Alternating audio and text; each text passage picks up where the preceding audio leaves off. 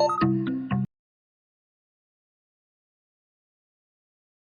Ibu, ini kita lihat kalau provinsi laki-laki dan perempuan, laki-laki masih lebih banyak. Kalau saya lihat data kabupaten, perempuan lebih banyak. Kemarin dalam satu berita, Dana menyampaikan bahwa wisudawan mana lebih banyak?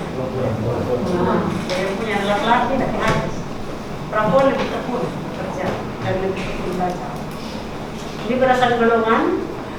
Golongan satu sudah semakin sedikit karena sudah tidak ada lagi pengangkatan SMA juga sudah masih banyak, tapi sudah mulai menurut saya sudah berkurang.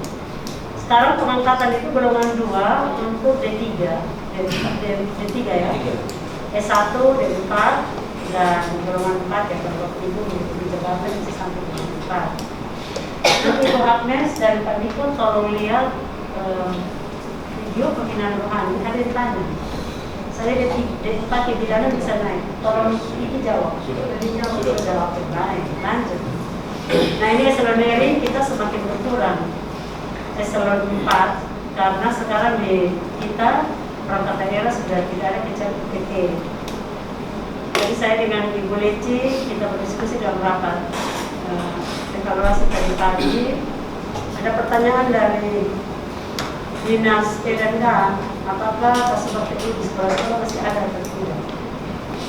Nah ini termasuk dengan di sekolah-sekolah atau tidak, ini kebanyakan saya perangkat daerah 2, Kasubag Keuangan dan Tata Usaha atau Kepegawaian Umum, dan di OPD ada, di PT biasanya ada 3, 1 Tata Usaha, 1 Kepala PT, 1 Tata Usaha, 2 Kepala Seksi. Lanjut. Nah, ini jumlah pegawai menurut jenis jabatan. Kita fungsional umum dengan fungsional tertentu, kenapa fungsional tertentu lebih banyak? Ada yang tahu alasannya kok?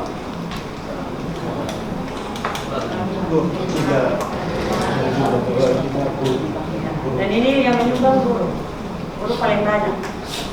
Sehingga fungsional umum, sebenarnya sekarang dia bukan kenalnya fungsional umum, pelaksana dengan jabatannya masing-masing. Lanjut.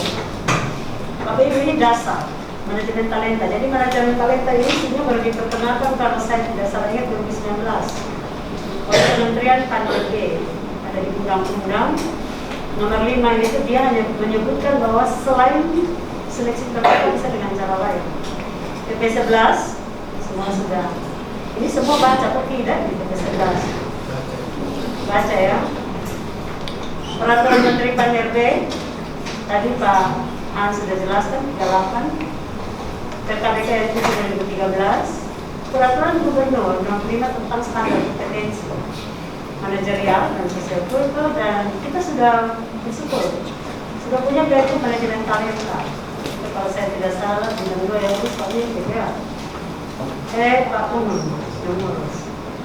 Dan Permen PAN-RB nomor 3 tentang manajemen talenta. Ini Bapak Ibu kita harus baca manajemen talenta. Jadi biasa habis dari sini habis. Ini tadi sudah dijelaskan oleh pemimpin ya. Sistem merit, kita sistem merit ada di baik. Nilai terendah kita ada di manajemen talenta ini. Jadi yang lain kita sudah bagus, di sini kita nilai di bawah 60.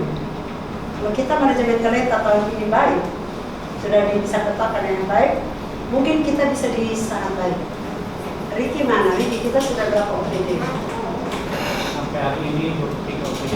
Berapa? 23. Oke ya. Semoga dalam waktu dekat 23. Tadi Pak Hans bilang kita akan pikirkan cara bagaimana untuk kita tes jarak jauh. Mungkin salah satu solusi adalah tes dengan HP juga boleh. Tetapi harus ada satu asesor di tempat tes. Jadi dia unfokus, jadi tidak bisa buat apa. Saya kemarin setelah saya di UPT saya berpikir seperti itu. Nah, ini harus dipersiapkan dengan baik untuk tahun 2024. Kalau 2023 kita tidak ada. Sebenarnya kalau kita mau siasati bisa. Kalau teman-teman diundang ke kabupaten kerja lebih lah. Gitu. Ini lihat saya kayak mau makan. Tuntutan kompetensi dalam jabatan tadi sudah dijelaskan semakin tinggi. Manajerialnya harus semakin baik. Makanya kenapa kami Eselon 2 itu levelnya 4, eselon 1 levelnya 5, Bapak Ibu yang pelaksana level 1. Eselon yang muda atau pengawas, dia level 2, administrasi level 3. Lanjut. Nah ini tadi sudah dijelaskan dengan baik, lanjut.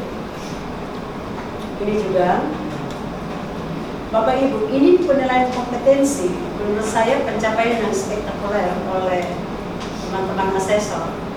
Dan mereka juga mungkin malas saya, tapi saya masa bodoh aja kan. Karena bekerja untuk 2.000 orang dalam 1 tahun tidak mudah.